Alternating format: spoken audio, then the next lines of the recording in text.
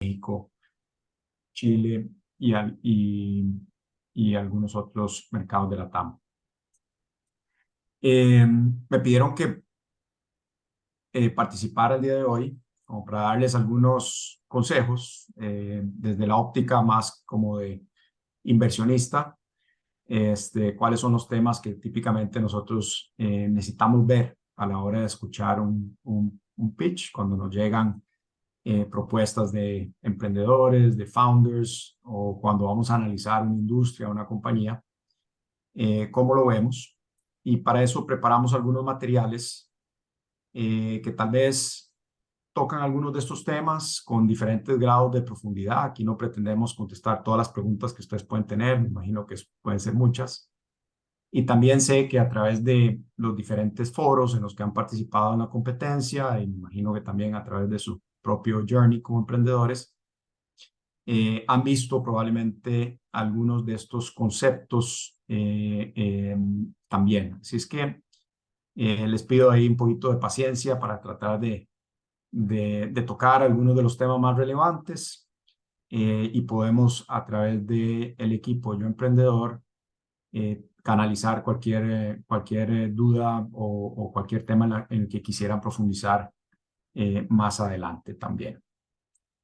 Como les decía, les preparamos algunos materiales que queríamos compartir. Voy a tratar de compartir la pantalla acá.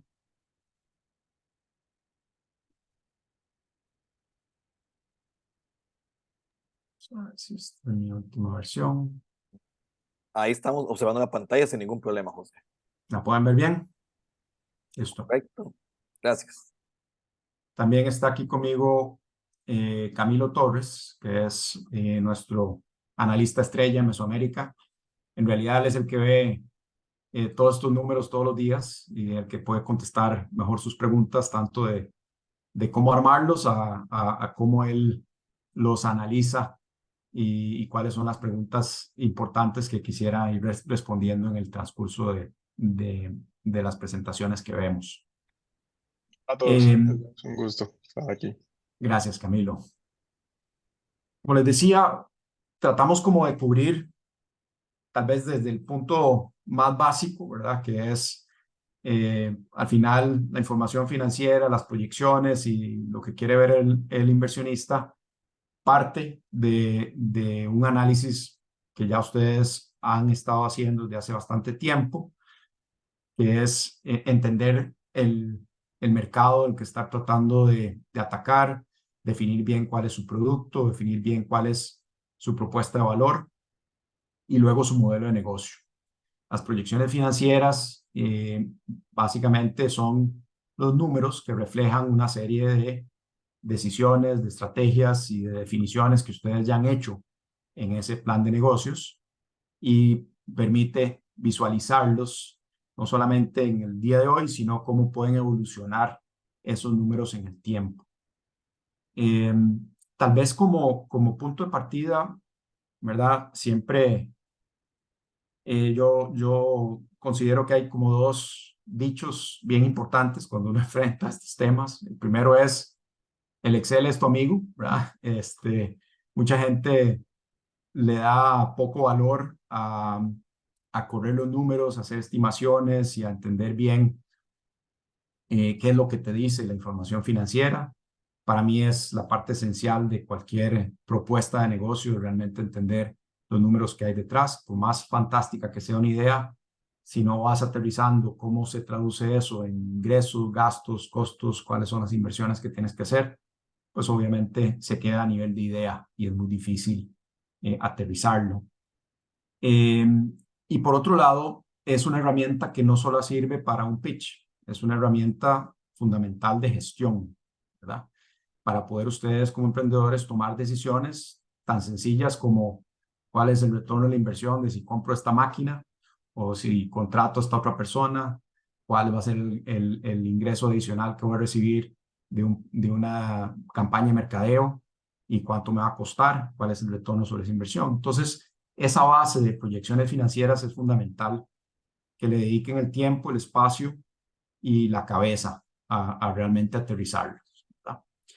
Entonces, un poco la idea de hoy, y nuevamente creo que la agenda es bastante ambiciosa y no pretendemos que esto sea un curso intensivo ni una maestría en finanzas, pero sí darles como un primer sabor de cómo empezamos a armar esas proyecciones financieras y cuáles son los principales componentes, cómo se hablan los diferentes estados financieros que normalmente necesitamos armar, estado de resultados, el balance general, el flujo de caja, cómo esos números se traducen eventualmente en la capacidad de generación de flujo de caja de la idea o del proyecto de la empresa y cómo ese flujo de caja traído a valor presente neto representa lo que realmente podría valer mi empresa hoy.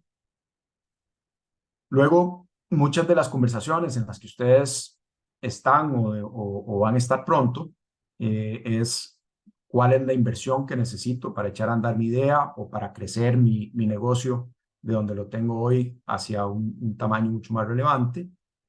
Por ende, voy a necesitar financiamiento. Eso puede tomar la forma de deuda o de capital de accionistas.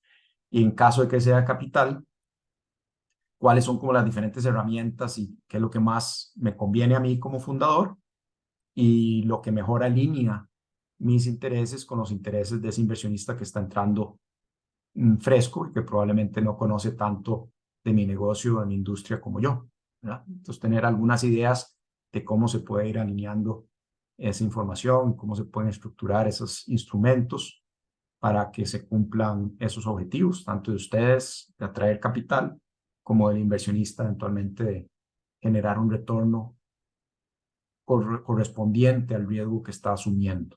Eso va a ser un concepto también importante que podemos discutir. Y finalmente tenemos unos cuantos slides que no pretenden ser exhaustivos, pero que son como la base mínima de lo que yo sugeriría de alguna otra forma puedan expresar en sus pitches. Al final, la parte financiera, como digo yo, como les estoy diciendo, tiene un peso importante, no solamente para validar la idea, sino para demostrar que ustedes realmente han pensado en cómo crecer o escalar su negocio. Entonces, empezando como por el modelo de negocios, y sé que pasaron por unos módulos de Canvas y pasaron por unos módulos también que probablemente son mucho más profundos que estos, pero obviamente el primer punto de partida es, bueno, ¿cuál es ese mercado meta que existe allá afuera para mi producto o servicio? ¿Cuál es el tamaño del mercado total? ¿Qué tan grande y qué tan profundo puede ser? ¿Cuál es el mercado en el que me voy a enfocar, el que yo realmente puedo servir con mi propuesta de valor? Y finalmente, ¿cuál es el mercado al cual le puedo yo apuntar, dado la etapa de desarrollo en la que estoy y las ventajas competitivas que yo pueda tener? Entonces, el ir aterrizando, ¿verdad?, de un mercado, ¿cuál es el mercado de zapatos en el mundo? ¿Cuáles son todos los competidores que hay por ahí? Las sandalias que yo estoy diseñando, que son innovadoras y súper creativas. Cuánta gente podría usar sandalias empezando en Costa Rica, luego en Centroamérica, luego en Latinoamérica, luego en el mundo. Finalmente, en qué momento en el tiempo voy a ir atacando cada uno de esos mercados y tratar de dimensionar lo que yo creo que yo puedo capturar, otro mercado. Pasaron también, y nuevamente esto no es el enfoque de esta presentación, pero por definir muy bien su producto o su servicio, cuál es esa propuesta de valor, cuáles son las ventajas que yo estoy trayendo sobre la mesa, por qué alguien me va a comprar producto a mí, no a la competencia, en el mercado en el que estamos sirviendo, y cuál es el modelo de negocio, cómo llego yo a ese cliente, en qué mercado me posiciono, cuál es la forma en la que voy a vender, cuál es mi estrategia de mercadeo, cuáles son los precios a los que yo siento que este producto va a tener un buen mercado, va a tener una buena acogida y cuáles van a ser mis costos para poder producir ese producto o servicio y cuál va a ser la evolución de esos dos componentes para decirme qué tan rentable va a ser hacia adelante. Dentro del modelo de negocio también necesito saber qué equipo tengo, qué equipo necesito tener para crecer, cuáles son, equipo humano, recursos humanos, ¿verdad? cuánto me cuesta esas posiciones que necesito ir construyendo, y luego cuáles son las inversiones en maquinaria, en equipo, en mercadeo, en las diferentes componentes que va a necesitar para producir esos productos o servicios hacia adelante. Entonces, ese siempre es el punto de partida. Ustedes lo tienen muy claro. Ya en este punto, precisamente están en esta final porque muchos de estos componentes los tienen muy claros, lo han pensado muy bien y han diseñado su negocio con esa claridad, ¿verdad? Entonces, para nosotros siempre el siguiente nivel es, ok, ¿cómo traduzco esto en un set de números que realmente pueda explicar lo que está pasando hoy y lo que creo que va a pasar en el transcurso del tiempo, ¿verdad? Nuevamente, esto es importante porque es el fundamento de, digamos, la articulación en números de lo que he descrito es mi estrategia y mi modelo de negocio hacia adelante. Entonces, estos tres estados financieros tienen una relación muy directa, obviamente. El que más comúnmente se usa y el que generalmente vemos de primero es el estado de pérdidas y ganancias o el estado de resultados, que básicamente, y ahora los vemos, los diferentes criterios. A ver a Camilo que los camine un poquito por un par de ejemplos que les planteamos para articular esto mejor, pero describe lo que hemos hablado de ese mercado, cuál va a ser mi cuota de mercado, cuántos productos o servicios voy a vender este mes entrante, que sigue, proyectar los siguientes 12 meses, eso sumado, cómo se ven en cantidad esos productos o servicios en un año, cuál es el precio que voy a ofrecer, que voy a ponerle a cada uno de estos productos o servicios, y cuáles son los costos relacionados con la producción de los mismos, cuáles son los gastos generales que tengo que tener. Tengo que tener una oficina, una planta, una fábrica, pagar electricidad, pagar seguridad, pagar sistemas de información, pagar diferentes gastos generales que voy a tener para poder operar mi negocio. Y luego, cuáles son si tengo que pagar también intereses, si tengo deuda, y luego la utilidad generada cada uno de los periodos por ese negocio. De ahí vamos con el balance general. Bien, ahora lo vamos a describir un poquito más en detalle, pero es más una foto de ese periodo, de ese día, al final de ese periodo, típicamente el trimestre o al final del año, que te describe cuáles son la totalidad de los activos, propiedad, planta de equipo, caja, cuentas por cobrar, inventarios que yo tengo para producir mi servicio o mi producto. Y del otro lado del balance, cómo los estoy financiando con financiamiento de proveedores, cuentas por pagar, deuda o patrimonio, ¿verdad? Entonces, se hablan obviamente el estado de resultados con el balance en general y están conectados. Y después calculamos con base en esas ventas y con base en esas operaciones cuánto es finalmente el flujo de caja operativo que me genera el negocio. De ese flujo de caja operativo necesito pagar típicamente a los diferentes, hacer las inversiones que tengo que hacer y luego pagarle a los diferentes proveedores de capital, ya sea los intereses o los dividendos a los accionistas, y cuánto es la caja al final que me queda en la cuenta de banco al final del mes. Entonces, esto a muy grandes rasgos son como los tres componentes o estados financieros que vamos a tener que analizar y que vamos a tener que proyectar en el tiempo, ¿verdad? Para poder decir, sí, hoy estoy arrancando, entonces solo estoy vendiendo un 10% de lo que espero vender en un año, y probablemente estoy perdiendo plata, pero conforme voy vendiendo más, aumentan mis ventas, diluyo mis costos fijos, voy generando una rentabilidad atractiva. Y así es como se va proyectando en el tiempo cada uno de los componentes. Camilo, si nos querés caminar un poco por ya el detalle mayor y un poco de los ejemplos. Perfecto. Bueno, pues hola a todos, un gusto estar acá. Entonces, lo que dice José, vamos a pasar por un poco más detalle de cada uno de estos tres estados financieros y vamos a desarrollar un pequeño ejemplo de una empresa que se llama GoFresh, una empresa de domicilios de comida saludable, para ir como ejemplificando todo lo que les vamos a ir diciendo. Entonces, pues nada, aquí está el PIG, el estado de resultados. Pues como ustedes ya saben, es lo que acaba de decir José: ingresos menos gastos igual a utilidad. Esa es como la esencia de este estado de resultados, que es a lo largo de un periodo de tiempo. Em, pues evidentemente empezamos, digamos, con los ingresos. Eh, Aquí creo que el mensaje importante es que estos ingresos que uno proyecta a lo largo del periodo de proyección tiene que estar validado con la información que ustedes tienen del mercado y con eso que habló José allá arriba, del mercado objetivo, del mercado total y todo eso. Entonces tiene que estar muy bien validado para entender si mis pensamientos y todo mi modelo de negocio si tiene sentido o puede ser incluso mejor o pues toca bajarle un poco al tema.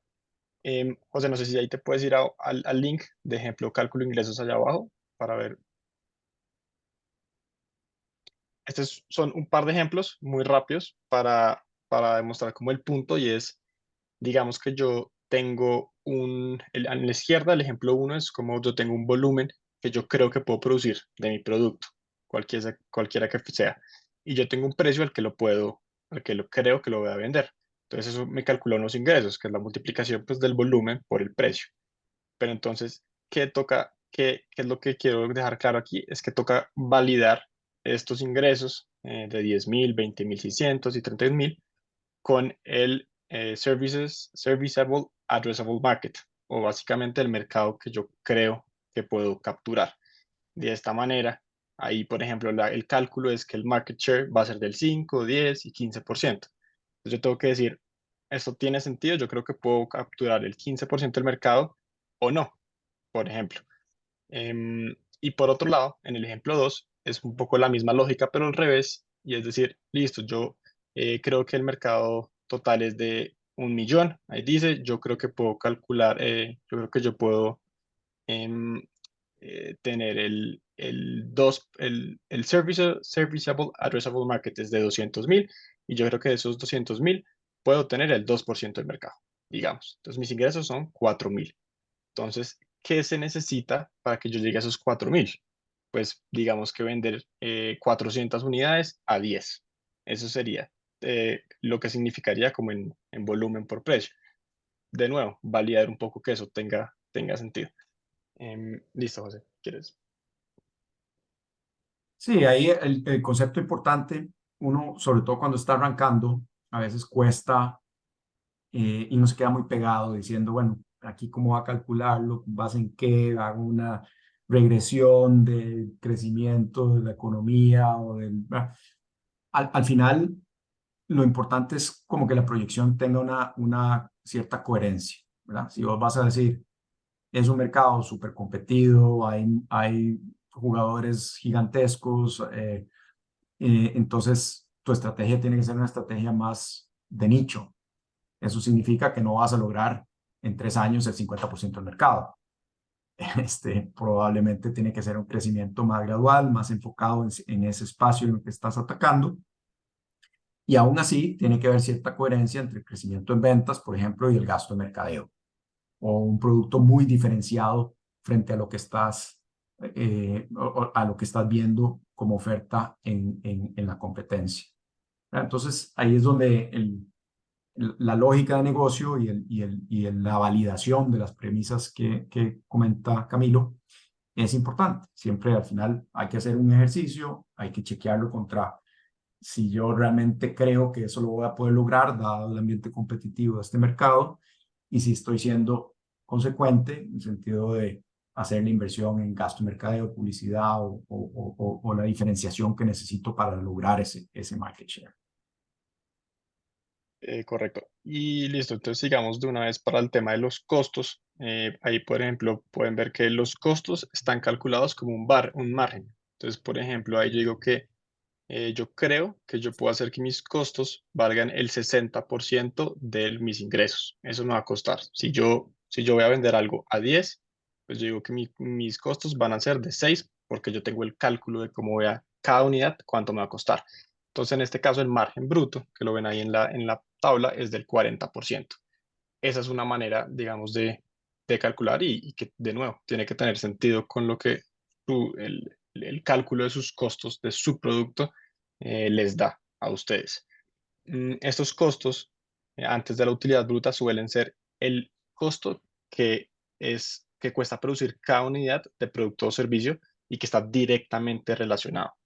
Por ejemplo, entonces, tienen que ser, no sé si como vamos a ver en el ejemplo, yo voy a crear comidas a domicilios, entonces es la carne, los vegetales, la distribución de esas comidas y tal vez el personal que hace el producto, pero ahí no está incluido la persona que me está ayudando con las finanzas de la compañía, ni lo que me cuesta arrendar la oficina, ni, digamos, el gasto en publicidad que estoy haciendo, porque eso no está relacionado con la creación, con el producto o servicio como tal. Mm, listo, entonces sigamos a ir a los gastos. Bueno, sí, aquí vamos a ver el ejemplo de una vez que ayuda a ejemplificar todo lo que estoy diciendo. Entonces, GoFresh es una empresa de comidas saludables a domicilio. Las ventas, pues aquí para finales del primer año estima tener una cuota de mercado del X%, lo que implica X órdenes al mes y una orden promedio de X plata. Entonces, aquí mis costos, la línea de costos incluye costo de materia prima, personal de la cocina, electricidad en las cocinas, el personal de entrega, etcétera. Más abajo, en mis gastos, tengo el salario del equipo administrativo, los gastos de mercadeo, el arriendo de la oficina, mm, el arriendo de la oficina. Y eso me da el EBITDA. El EBITDA, pues obviamente ya creo que muchos están conscientes de que es una métrica muy importante financiera porque es lo que deja la operación como tal de cualquier empresa. Eso es como la métrica donde uno puede ver mi operación, cuánta plata deja, más allá de la deuda que tenga, más allá de la carga de activos fijos que tenga detrás, es lo que deja la operación de mi compañía. Entonces, Y ese es el EBITDA. significa utilidad operativa antes de intereses, depreciación y amortización, impuestos. Exacto, exacto. Como pueden ver, este es un ejemplo donde la compañía en el año 1 pierde plata, el EBITDA es negativo en 2.1 y además tiene una deuda, digamos que quien ayudó a fundar esta compañía dio una deuda por 10, ahorita lo vamos en el balance, por lo que se genera un interés, es ese interés que ven ahí de 0.8, por lo que la utilidad neta de esta compañía en el primer año es una pérdida de 4. Mm, listo, si quieres, veamos. Este es un poco, les vamos a ir a medida que vayamos hablando de los tres estados financieros, cómo se relacionan los tres, como matemáticamente y financieramente. Pero entonces, por ahora en el PIG, la utilidad neta, el -4, es lo que va a reflejar pues, la rentabilidad del negocio en ese periodo y se registra en el balance general eh, la parte de patrimonio. Ahí en el balance general, en la mitad, ven el -4. Esa es la utilidad neta del primer año. Mm, listo, si quieres pasemos al balance general. Ok, entonces el balance general, como dijo José, es una foto en determinado momento del tiempo de la situación financiera de la compañía. Entonces, lo que se suele hacer es que si mi estado de resultados es lo que pasó en todo ese primer año, pues el balance general es la foto al, digamos, 31 de diciembre. Después de todo eso que pasó, ese es mi balance general. ¿Y qué tiene? Tiene activos, pasivos y patrimonio. Y básicamente estos tienen como una regla contable básica, que es que activos menos pasivos menos patrimonio igual a cero. ¿Por qué? Porque es lo que decía José de mis pasivos y mi patrimonio son esos recursos que financian mis activos. Por ende, pues si yo mm, cojo X para financiar, pues tengo Y, tengo X, que fue lo que financié, mejor dicho. Mm, los activos básicamente son lo que tiene la empresa. Entonces, qué tiene la empresa? Tiene plata en el banco, tiene deuda que le den los clientes, tiene inventarios de comida ya en la cocina y tiene equipos para cocinar la cocina, para cocinar la comida. Entonces, es todo lo que tiene la compañía. Los pasivos, por otro lado, son el primer recurso, recurso de deuda, pues sí, de deuda, que son obligaciones financieras como deuda bancaria, pueden ser deudas con los proveedores, yo le compré X tomates a mi proveedor, pues yo le doy la plata, no le he pagado. Entonces, eso es una deuda que yo tengo con ellos. Eso va en mi pasivo. Y el patrimonio es básicamente el segundo recurso, que es lo de los accionistas, y es los inversionistas o cuánto han puesto de plata o la utilidad que ha generado la empresa, pues cuánto es y que esa utilidad ayuda a financiar algo por allá en los activos, por ejemplo. Em, entonces, eso es el patrimonio. Mm, en este caso, quiero que veamos como un poco el primer año. em, para ver un par de cosas. Primero empezamos con las cuentas por cobrar. Eso básicamente, si quieres, José, vemos el ejemplo. Siguiente diapositiva, por favor. No, la siguiente diapositiva. Perdón. Eso. Entonces, ahí en las cuentas por cobrar, en este ejemplo, es las comidas que se han entregado a los clientes bajo la promesa de pago posterior. Por ejemplo, es un esquema de facturación mensual. Entonces, yo le entrego a mi cliente comidas durante el mes y yo lo voy a pagar, yo lo voy a cobrar al final del mes. Entonces, eso es plata que está en cuentas por cobrar. ¿Por qué? Porque yo ya entregué mi servicio, pero yo no he cobrado lo que me costó. O, por ejemplo, un esquema de clientes corporativos que me pagan al final de 6 meses todo lo que les he dado durante esos 6 meses, digamos. A eso está por cuentas por cobrar. En inventario tengo ingredientes sin usar, como vegetales, carnes, etcétera. Y, por ejemplo, comidas ya preparadas, pero que tengo en un congelador esperando a que sean repartidas. En el activo fijo es donde están los equipos de cocina, pueden ser hornos, estufas, refrigeradores y vehículos de entrega si los tengo, computadores, sistemas de software y el local, en caso de ser mío. Esto es todo lo que yo financio con mis recursos de deuda o patrimonio y es lo que suele llamarse como CAPEX.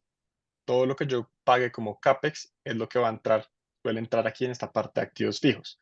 Entonces, cuando uno habla de CAPEX, de las inversiones que va a hacer la compañía para llegar a esa meta de ventas, es todo lo que va a entrar aquí como activos fijos, pues lo que suele entrar aquí como activos fijos. Mm, Y en cuentas por pagar, tengo, por ejemplo, las facturas de proveedores de ingredientes, servicios de entrega y alquiler de instalaciones de cocina que no he pagado. Entonces, compré mis tomates, compré mi carne, pero yo no le he pagado nada a nadie porque me dan plazo de 30 días, 60 días. Eso registra cuánto es esa plata que debo. Mm, Listo. Y aquí hagamos un, un, eso. Aquí el balance general.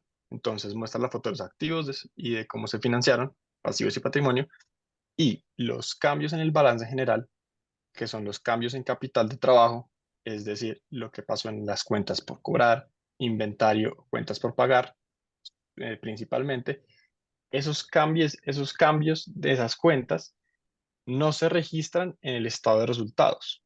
¿Por qué? Porque el estado de resultados no refleja que yo pagué de contado un producto o lo va a pagar a 60 días. El estado de resultados solo refleja lo que yo vendí, cuánto me costó, independiente del tiempo. Pero eso no significa que demorarme más o menos en pagar no genere un flujo positivo o negativo de caja. Por lo que esos flujos de caja van a ir al flujo de caja, que es lo siguiente que vamos a ver.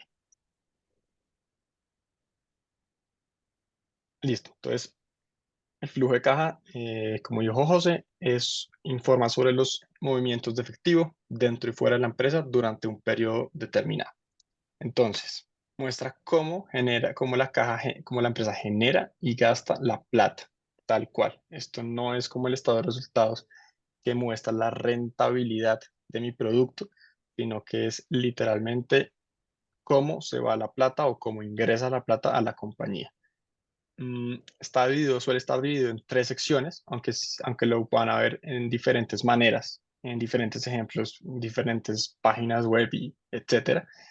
Pero la manera creo que más intuitiva de verlo es dividirlo en tres secciones, que uno es la parte operativa, flujo de caja operativo, que incluye el EBITDA, que ya vieron que venía del estado de resultados, el cambio en capital de trabajo, que es lo que les comentaba de cómo cambian mis inventarios, mis cuentas por cobrar, por pagar, etcétera, y los impuestos que pago por la operación.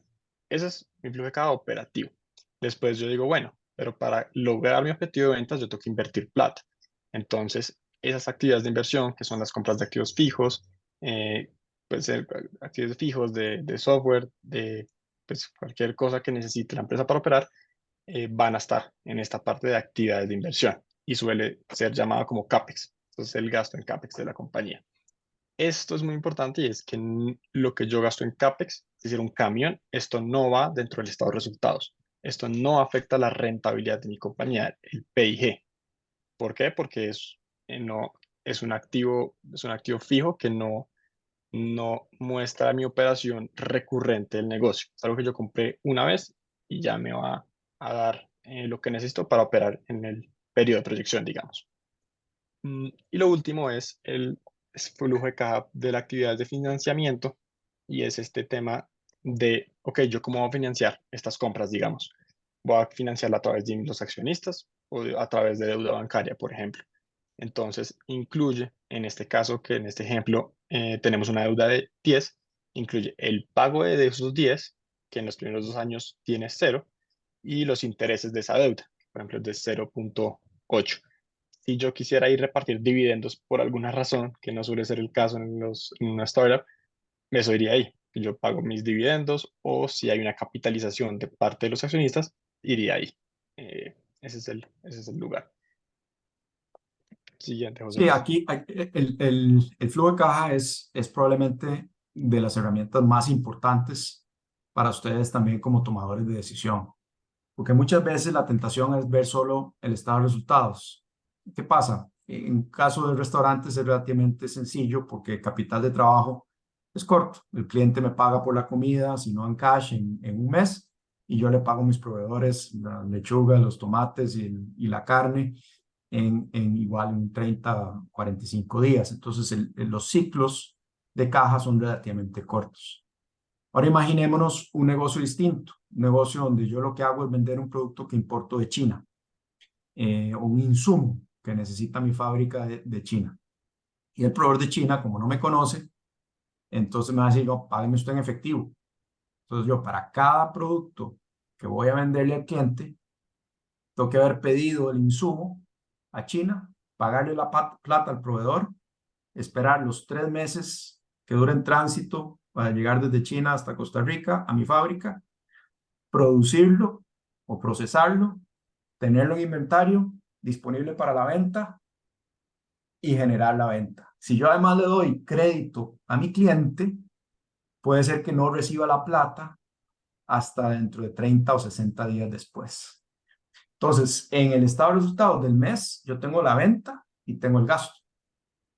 Pero desde el punto de vista de flujo de caja, tengo que haber tenido una gran cantidad de inventario y un montón de capital ahí invertido, de producto en tránsito, producto ordenado, de cash afuera en manos de los proveedores, y hasta dentro de 60 días puede haber un ciclo hasta de 180 días desde el día que yo tengo que pagar la cuenta hasta el día que yo recibo ese producto de vuelta. Si uno no contempla ese ciclo en el capital de trabajo, costo financiero que eso tiene, las implicaciones que tiene desde el punto de vista de crecimiento, y solo ve el estado de resultados, cree que el negocio va súper bien y puede ser que esté a punto de quebrar, ¿verdad? Porque no está contemplando ese ciclo de capital de trabajo dentro del flujo. Entonces, nuevamente, no queremos ser demasiado exhaustivos, pero para mí sí es muy importante a la hora de escribirles estos temas. El enfoque en cualquier negocio es el cash, ¿no? El efectivo.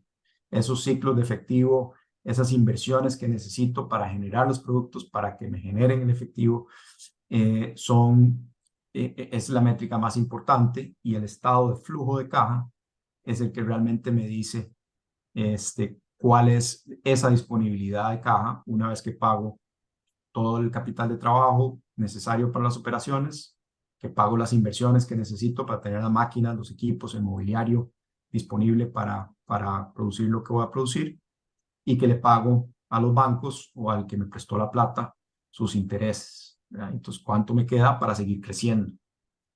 Y por eso el flujo de caja es esencial. Vamos un segundo, dos arriba. Sí, Eso. Para efectos de este ejemplo de GoFresh, hay un punto muy importante en este modelo y es, como pueden ver, que la caja final ahí que arroja el modelo es negativa.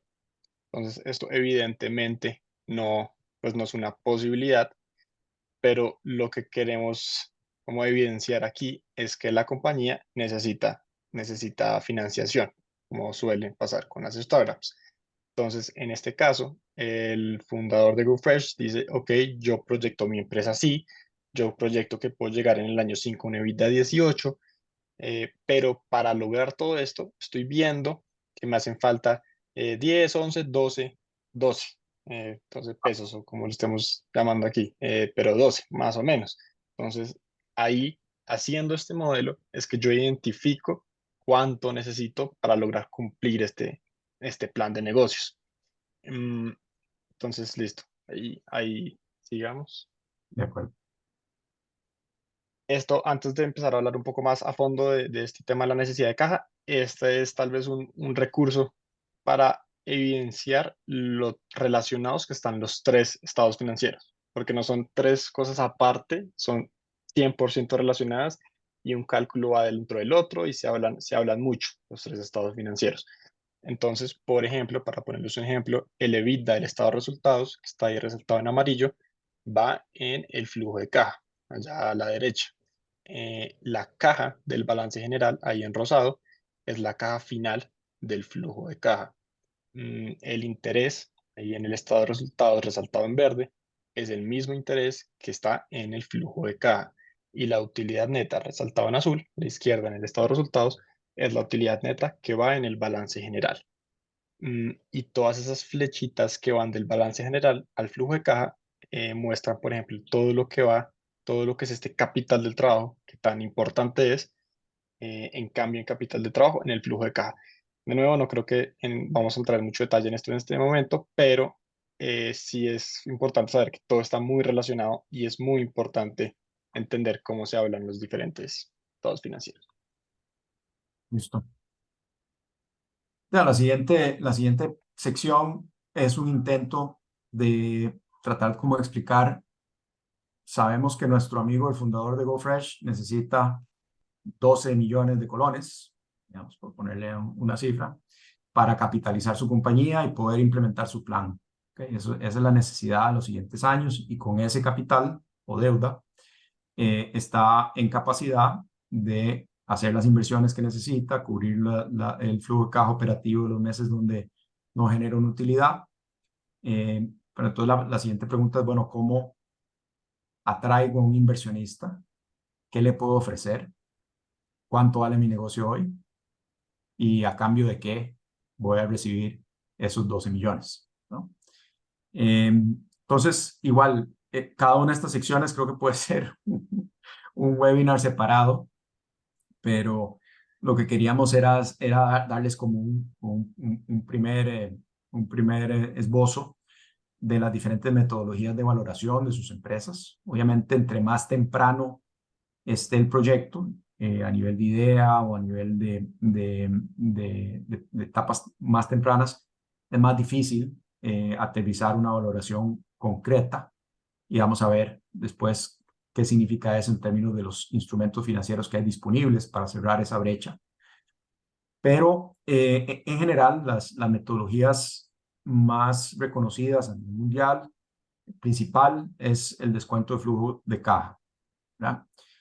Donde precisamente se proyecta el estado de resultados, el balance y el flujo de caja que vimos anteriormente, y esos flujos de caja se descuentan al valor presente con una tasa que represente, digamos, el riesgo de ese negocio, de esa industria, se llama el WACC, la tasa eh, ponderada del costo de capital, en cual, y ese valor presente neto te da un valor empresarial, que a la hora de restarle la deuda te da el valor del patrimonio de esa compañía, el valor financiero de ese plan que vos estás construyendo hacia adelante.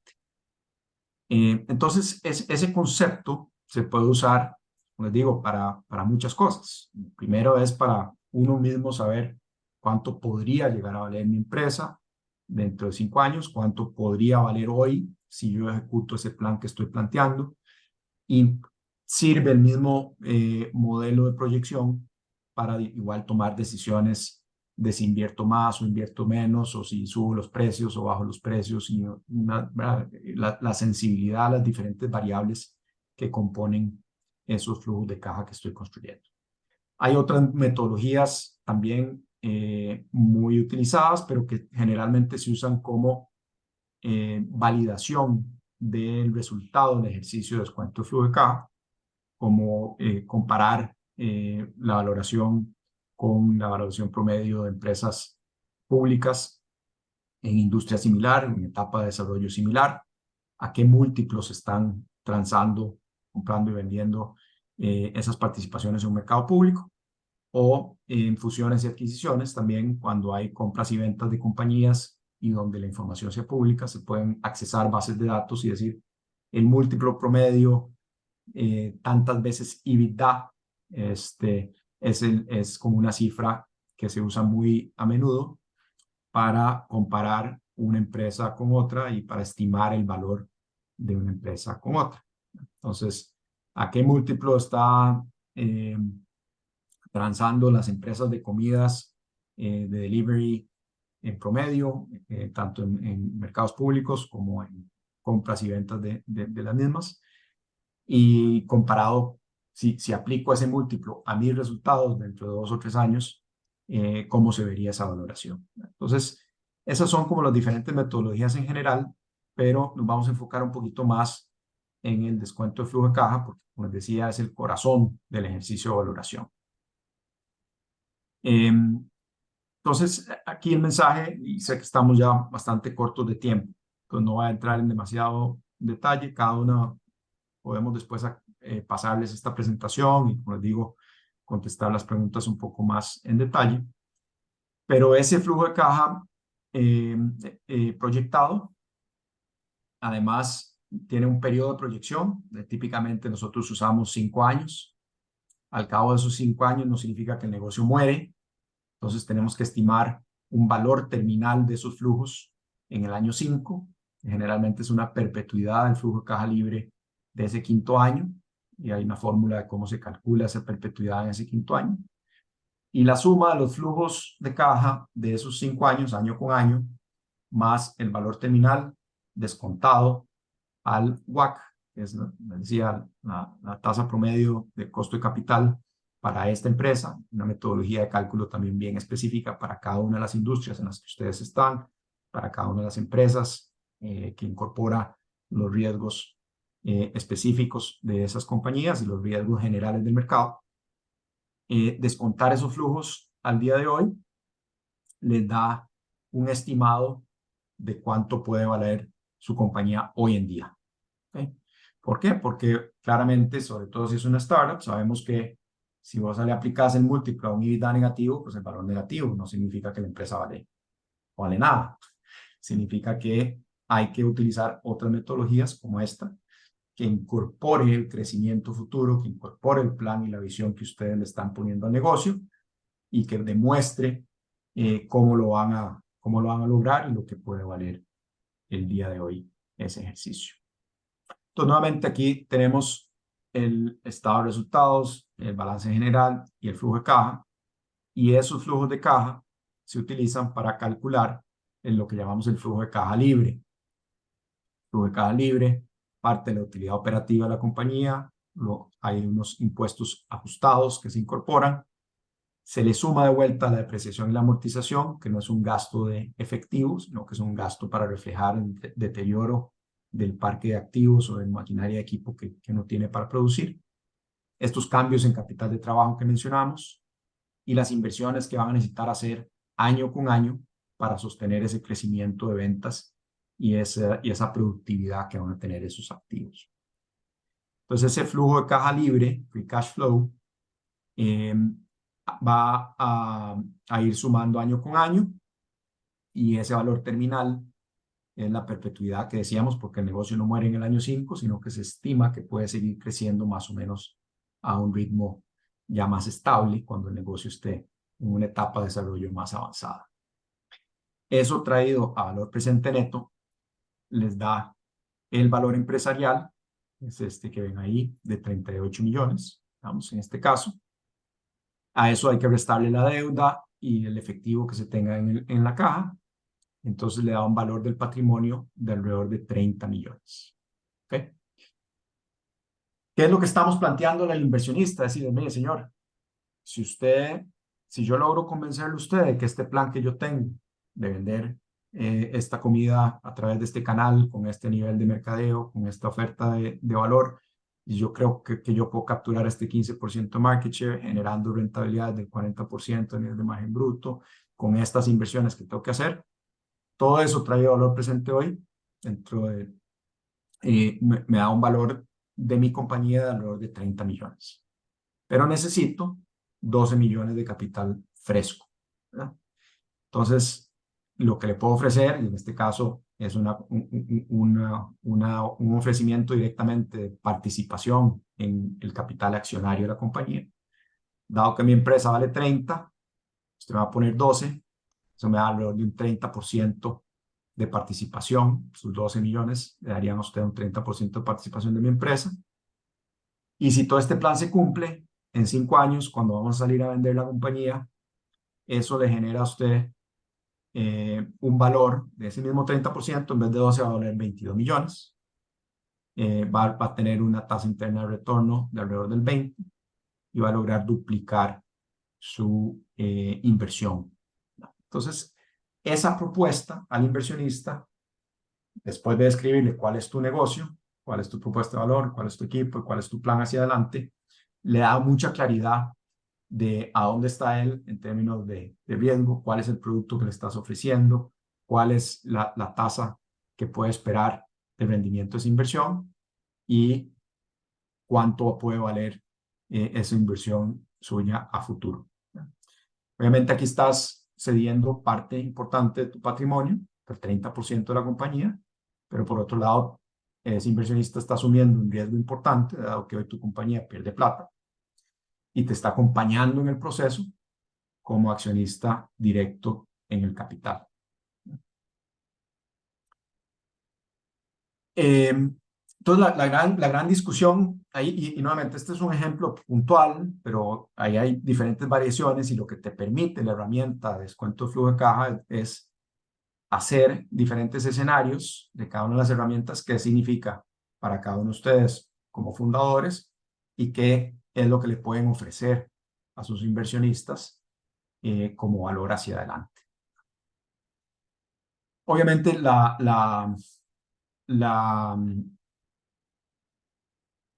el instrumento financiero ideal va a depender mucho de la industria en la que están, va a depender mucho de la etapa de desarrollo en la que está la compañía, va a depender mucho de qué tanto ustedes están dispuestos a hacer control o diluirse o diferentes características que pueden tener las inversiones. En términos generales, desde el punto de vista de la etapa, ustedes conocen también estos términos, ¿verdad? En la fase inicial del emprendimiento, cuando tienen la idea, le están desarrollando conceptos de la etapa pre-semilla.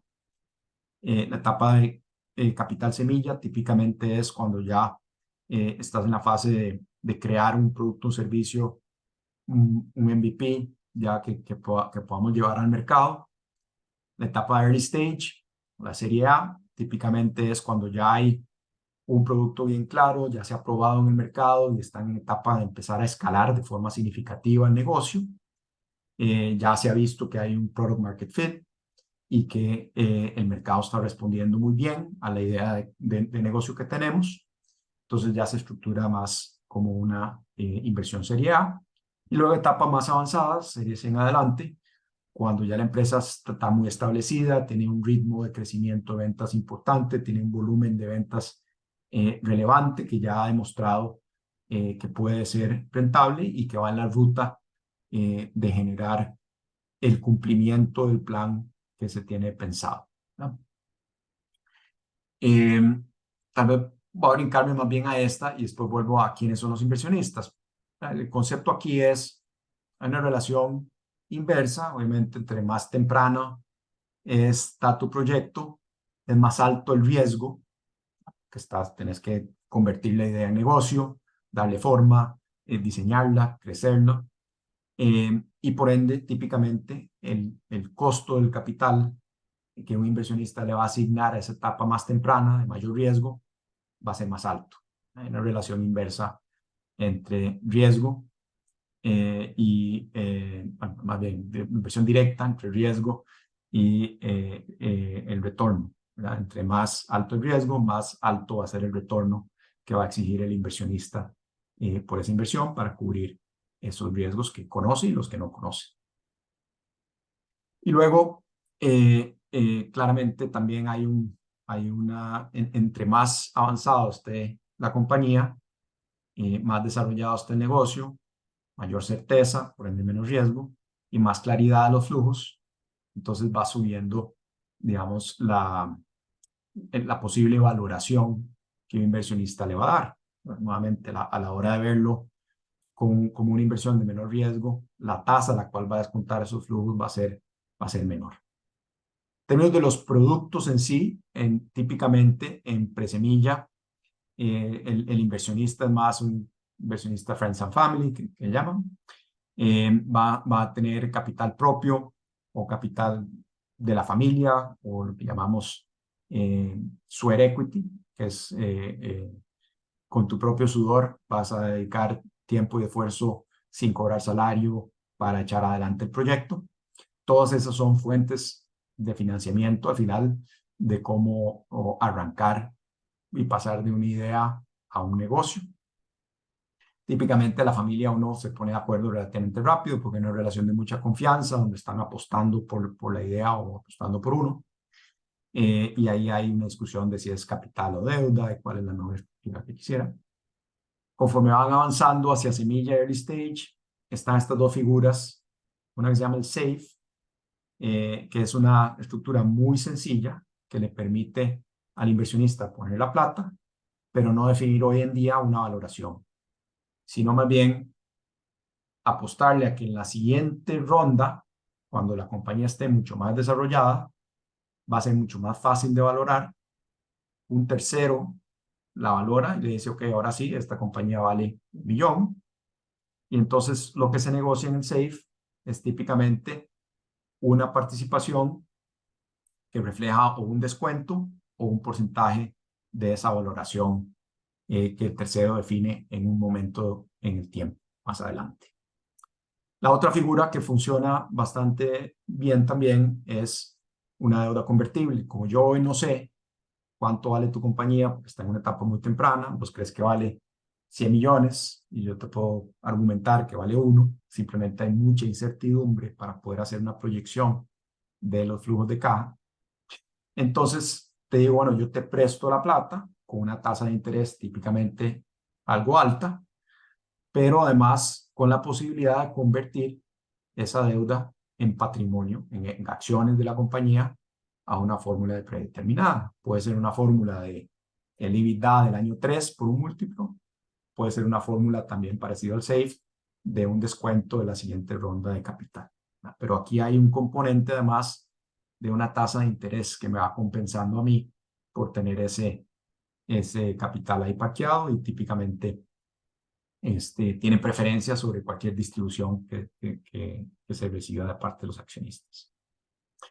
Luego hay figuras conforme la empresa va avanzando más, como las acciones preferentes. Igual ya hay, digamos, un poco más de claridad de cuánto podría valer. Ya el inversionista se va sintiendo más cómodo de participar en las acciones, pero quiere tener una preferencia sobre cualquier distribución que reciban los accionistas comunes o los fundadores. Hay figuras más como mezzanine, que es como un híbrido de deuda entre la deuda y el patrimonio. Y luego la posibilidad, como estábamos viendo en el caso de GoFresh, de ofrecerle al inversionista acciones comunes de la compañía, en este caso un 30%, prometiéndole que si cumplo este plan, que tengo que convencerlo de que es razonable, él va a generar una rentabilidad interesante sobre esas acciones. Vamos a estar alineados en que vamos a querer vender la compañía eventualmente al mejor precio. y va a generar su rentabilidad a la par de la mía, cuando yo también como fundador vaya a vender. Y luego ya en etapas más avanzadas, pues obviamente hay acceso, ya cuando la empresa está muy estable, el financiamiento más barato es el de la deuda bancaria, ¿verdad? Porque la tasa de interés es mucho más baja típicamente que la tasa de descuento que te va a aplicar un inversionista en el patrimonio, o la posibilidad de salir al mercado o a la bolsa ya cuando la empresa está muy consolidada y tiene un tamaño muy interesante, como ha sido el caso en Costa Rica muy sonado de Establishment Labs, ¿verdad?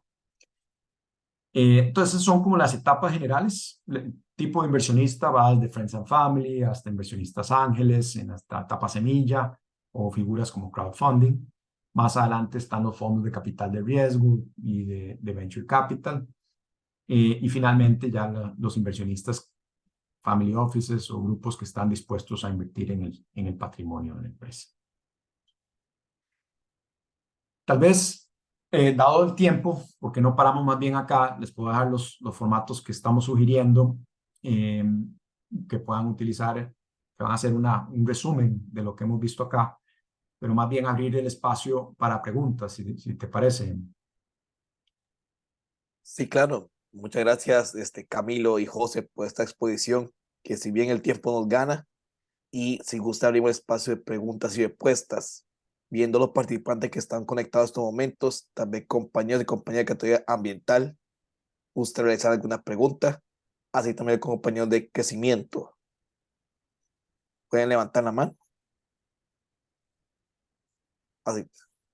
Perfecto, tenemos a Delvin desde Honduras. Delvin, te escuchamos. Adelante. Buenísimo, hola, excelente exposición, la verdad que finanzas suele ser un punto bastante ahora sí, se agradece. José y Camilo, nosotros somos una startup que ha ido construyendo su MVP a través de los años, empezó como un proyecto de clase universitario y actualmente pues ya estamos constituidos como empresa y todo. Aún no hemos comenzado ventas porque estamos terminando de pulir el MVP ya para salir y los procesos legales y todo lo que se tiene que hacer, ¿verdad? Para salir como es debido. Nuestro activo más grande es el software, ¿verdad? El software que hemos construido con nuestras manos. Somos 4 ingenieros de sistemas y somos una máster en enfermería que nos da toda la lógica de negocio. ¿Qué consejos nos das para evaluar de la mejor manera nuestra empresa? Porque sabemos que si bien el software es eh, nuestro activo más valioso e intangible, sabemos que hay otros elementos que son también muy importantes a la hora de evaluar una startup. Entonces, agradecería esta respuesta o consejos.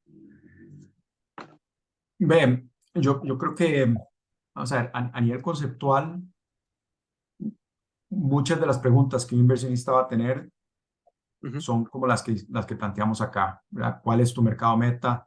Ese software, ese mix de talento, de conocimiento, de capacidad de TI.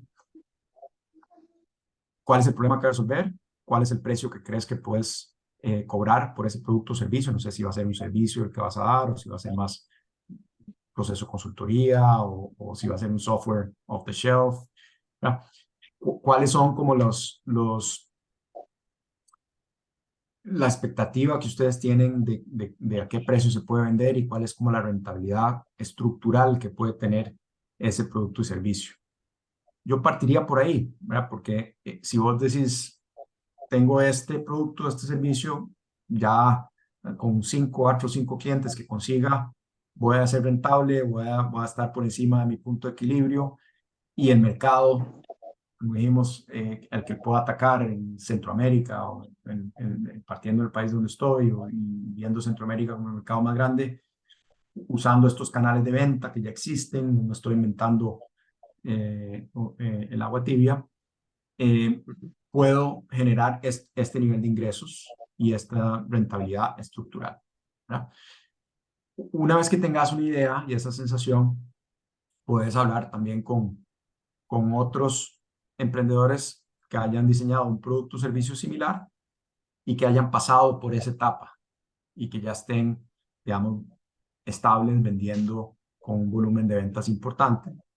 ¿Y cuál ha sido la experiencia de ellos? El ejercicio de aprender de otros miembros de este ecosistema, de otros grupos que estén participando en el proceso o de otros incluso competidores. Al final del día, vas a ver que el emprendedor se identifica mucho con el que está en etapas más tempranas y te puede compartir sus historias. No te van a dar la receta secreta de su éxito, pero sí te pueden decir cuáles fueron los dolores o la forma en la que ellos fueron contestando muchas de estas preguntas. Y sé que es una pregunta un poco vaga porque habría que nuevamente entender mucho más, una respuesta un poco vaga porque habría que entender mucho más tu caso específico. Pero la parte fundamental sigue siendo esta. Y yo sé que es difícil uno imaginarse o estimar cuál es el mercado y tratar de respaldarlo con data, pero es un ejercicio que hay que hacer, porque para vos mismo es importante, ¿verdad? Ver realmente qué me imagino va a ser esta compañía en 5 años, qué tamaño puede tener, qué países puedo atacar. Y entonces de ahí para atrás vas construyendo qué necesito para lograrlo. ¿Ya? Y eso te va a decir mucho de tu plan de negocio, pero te va a decir mucho también de cuánto capital necesitas, cuántos recursos necesitas y cuánto podría valer el proyecto. Buenísimo, excelente, José. Y bueno, ya solo para terminar de pulir la respuesta, en estos casos de etapas tempranas, he sugerido proyecciones de ventas, sugerido, no sé, 2 años, 3 años, 5 años. ¿Cuál es el escenario como más común? La norma generalmente son 5 años. Igual es muy difícil, ¿verdad? Yo sé, imaginarse 5 años para adelante, pero mi sensación es que, sobre todo si estás arrancando desde cero, 3 años es muy corto. Porque por más que hagas un esfuerzo gigantesco, el primer año vas a perder plata, te va a costar un montón, estás abriendo mercados, estás invirtiendo en mercadeo, desarrollando clientes, haciendo visitas, convenciéndolos de tu producto. El segundo año es más un poquito de consolidación del modelo en sí y el tercer año típicamente es cuando realmente el negocio despega. Si haces un corte el tercer año, te vas a quedar corto, ¿verdad? Porque va a ser muy difícil realmente mostrar la proyección y el crecimiento hacia adelante. Más de 5 años, el mundo está cambiando tan rápido que es muy difícil uno creerse con mucho grado de confianza una proyección a 10 años o a 15 años, ¿verdad? Nadie sabe lo que va a pasar, esa es la realidad. Entonces, por eso típicamente 5 años es como un buen promedio. Un promedio. De acuerdo, no, buenísimo. Capaz no soy el único con esta duda, ¿verdad? Yo sé que suele ser bastante frecuente y me queda bastante claro. Vamos a sentarnos con mis socios y hacer esa proyección a 5 años de la manera más realista y buscar por ahí la manera de hacer esto totalmente rentable, ¿verdad? Que es el sueño de todos nosotros. Bueno, muchas gracias. Gracias, Delvin. Abrimos un espacio para la última consulta por motivo de tiempo. Como estaba mencionando en el chat, los compañeros de cambio climático, de salud. Ok, tenemos un participante, Eric Bolaños. Si gusta, activar la pantalla del micrófono y escuchamos su consulta. Buenas tardes a todos, muchas gracias por la charla.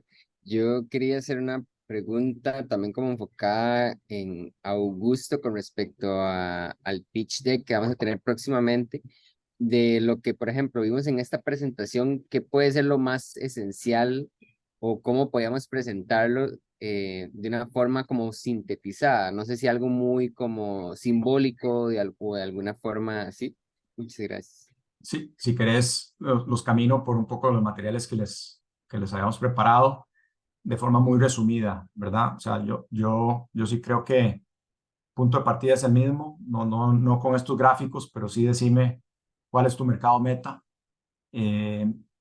a nivel macro y cuál es el mercado que realmente crees que puedes atacar y servir y cuánto de ese mercado crees que puedes capturar, ¿verdad? Y eso parte por, como hablamos anteriormente, en el pitch también tenés que contestar cuál es tu producto, cuál es tu propuesta de valor y cuál es tu modelo de negocio, ¿verdad? Y dentro de ese contexto está el mercado.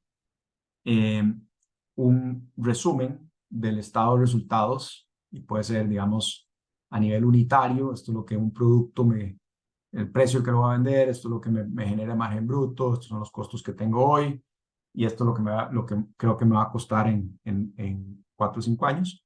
O puede ser un estado de resultados así de resumido, ¿no? Es decir, con la mejor información que tengo hoy y dada esa meta que tengo de captura de mercado, puedo vender tantos productos a este precio, estos son los costos directos que tengo, este es el margen bruto, voy a tener un equipo, una oficina y esto que tal vez no la tengo el primer año, pero en el tercer año voy a tener que pagar alquiler, si de verdad voy a crecer y voy a atender clientes y todo, ¿verdad? Esas mismas premisas y este es el margen de EBITDA que me puede generar este negocio. Y de ahí un cálculo como del flujo de caja. Nuevamente, esto depende mucho de la etapa de desarrollo en la que está la compañía, pero sí el que hayas pensado ese crecimiento en ventas y cuánta inversión requiere, cómo se ve ese flujo de capital de trabajo y cuál es la generación de caja hacia adelante y sobre todo cuánto es la inversión que necesita. Puede ser que vos tengas un plan que requiera 20 millones de colones en los siguientes 5 años, pero el primer año, ¿verdad? Necesitas 1 millón para llegar a la siguiente etapa. Necesitas $2,000 para llegar a la siguiente etapa, que es el MVP. Entonces ahí vas describiendo el MVP, cuál es tu etapa en la que estás y hacia dónde vas. El siguiente es, ¿para qué vas a usar la plata? ¿Verdad? Nuevamente, estos formatos no es para que los copien y lo peguen, pero para el concepto es, si yo estoy pidiendo, en este caso, 12 millones de colones, ¿para qué los voy a usar? Voy a usarlos para inversión en equipo y maquinaria, abrir las tiendas que tengo que abrir las cocinas que tengo que abrir, las cocinas, los aparatos de cocina, mobiliario de equipo, y para pagar un poco la parte, los primeros años de operación, que me va a quedar corto. ¿Cómo lo va a financiar? Con los 12 millones que le estoy pidiendo, más el flujo que genera el negocio ya a partir del año 2, más el cash que tengo ahorita de la deuda que tengo. Entonces, ¿para qué voy a usar la plata que estoy pidiendo? ¿Cuáles son los retornos o qué le estoy ofreciendo al inversionista? Le ofrezco acciones de mi compañía, entonces le puedo decir, bueno, yo creo que mi compañía, de acuerdo a mis números gruesos que estoy haciendo, puede valer 100, yo necesito 12 y le ofrezco un 12% de la compañía, o le ofrezco, en este caso dijimos, el valor presente neto de que por 12 millones le toca como un 30% al inversionista. Si usted me pone esos 12 millones y por ese 30%, dentro de 5 años su inversión se va a duplicar y va a generar un 20% de rendimiento. En nuestro caso, en Mesoamérica, nosotros típicamente también preguntamos, bueno, ¿cuáles son los riesgos importantes de esta inversión? Y uno a veces le tiene mucho miedo a decir cuáles son, pero el ser muy abierto, muy honesto con el inversionista, decir, vea, de parte de la inversión es para ir a llevar mi negocio a Panamá. Y yo en Panamá tengo un socio, pero la verdad es que estamos abriendo un mercado nuevo y existen estos riesgos específicos. O quiero salir de San José y llevar el concepto a Heredia, Cartago y a la abuela. Creo que va a funcionar bien, pero tengo que hacer un mercadeo diferente en San José al que tengo que hacer en Alajuela. Entonces, ¿cuáles son los riesgos que estoy viendo y cómo yo estoy consciente de esos riesgos y estoy manejándolos? El inversionista sabe que hay un riesgo en la etapa en la que estamos planteando este tipo de negocios, pero el que vos demostrés que estás claro cuáles son esos riesgos y que los tenés la forma de mitigarlos, estás contratando a una persona de la abuela para que te ayude a entrar a ese mercado y que conoce la idiosincrasia, decir algo. O que tu producto funciona muy bien en este mercado donde no necesitas 4 días o 5 días para llevarlo a otras zonas, ¿verdad? Necesitas comer fresco, sea lo que sea. El hablar un poco de los riesgos, creo que en el caso nuestro, y eso ya es selección de cada uno de ustedes, en el caso nuestro nos da cierto grado de tranquilidad que el emprendedor tiene claro, además de la ilusión y el empuje y la emoción que necesita tener para que sea exitoso, tiene claro también cuáles son los riesgos y los retos que enfrenta. Entonces, una variación de estos tres temas, todo el tema de modelo de negocio, propuesta de valor y el producto, cuál es tu diferenciación, cómo se ven los números. Nuevamente, esto puede variar dependiendo de la etapa de desarrollo en la que estás, para qué vas a usar la plata si es que estás necesitando plata. O puedes decir, no, yo estoy ahorita financiando todo con mi propio capital o con el mismo flujo, porque ya estoy vendiendo y generando utilidades. No necesito hacer inversiones grandes, porque tengo a los desarrolladores de software ya cubiertos, ¿verdad? Pero ¿para qué usaría los fondos y cuáles serían los retornos y los riesgos que el inversionista puede esperar? De forma muy resumida, esa sería como un poco la recomendación. Muchas gracias. No, muchísimas gracias, Eric, por la consulta y también a José y a Camilo por el aporte. Sin más, creo que podemos ir cerrando la sesión por motivo de tiempo, pero como mencionó José, le vamos a enviar esa presentación, la grabación, para que puedan repasar muy bien todos estos consejos de estructura, de planificación, variables, términos importantes a considerar, no solo para el pitch deck del próximo sábado, sino por el bien del crecimiento, escalamiento y fortalecimiento de sus negocios, de sus ideas. Entonces, si bien van a tomar tips para el pitch deck del sábado, tómenlo más también para la generación de sus negocios, que esto es lo más importante. Sin más, José y Camilo, no sé si gustan, le damos una palabra de cierre para todos los participantes, así tal vez motivación también para el día sábado. No, sin duda alguna, para mí esta es la época más emocionante del año, cuando estamos llegando ya a las etapas finales de la competencia.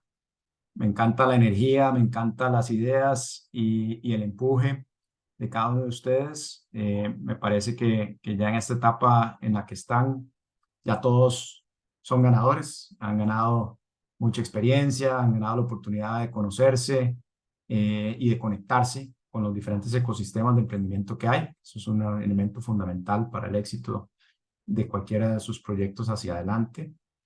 Así es que la mejor de las suertes y de verdad que ya nos sentimos súper orgullosos de cada uno de ustedes y esperamos que podamos seguir apoyándolos no solamente en el proceso de la competencia, sino en el proceso de crecimiento de sus proyectos hacia adelante. Para eso existe Yo Emprendedor y de verdad quedamos aquí totalmente a disposición para lo que necesiten. Muchísimas gracias.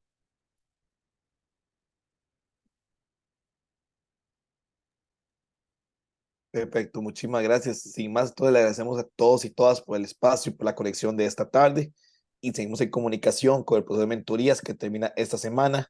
Recuerden enviarnos sus presentaciones para darles retroalimentación en la parte de diseño, estética, antes del día viernes y sábado. Y también estaremos comunicando las pequeñas detalles de logística ya finales para los de Costa Rica, precisamente el próximo sábado de la visita a nuestras instalaciones, jueces y mucho más. Entonces, sin más, muchas gracias y vamos cerrando el espacio. Gracias a ustedes. Feliz tarde. Saludos. Saludos. Feliz tarde. Muchas gracias, feliz tarde. Chao, que esté muy bien.